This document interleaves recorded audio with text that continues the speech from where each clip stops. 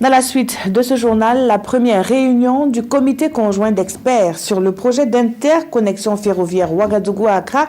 Après examen du projet, ces experts sont arrivés à la signature d'un protocole d'accord. Celui-ci propose la mise en place d'une stratégie commune de mobilisation des ressources. Plus de précisions avec Yacouba Gamene et Marguerite Douagneau.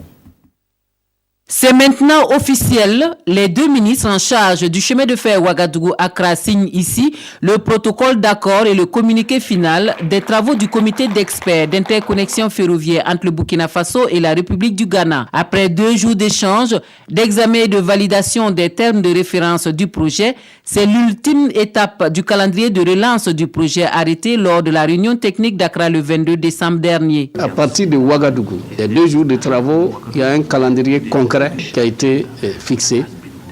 Et chaque 2 semaines, les experts vont se rencontrer de façon alternative.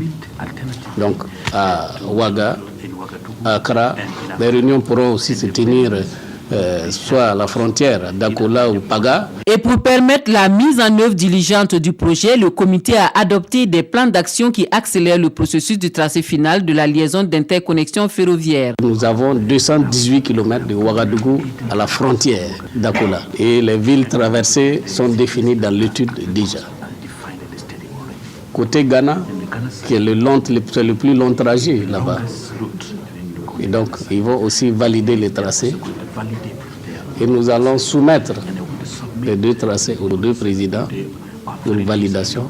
Et pour le ministre burkinabé en charge des transports, le comité a 3 mois pour achever les démarches théoriques et trouver les partenaires pour le début des travaux. Car selon Souleymane Soulama, en 2020, le train reliant les 2 pays doit commencer à siffler.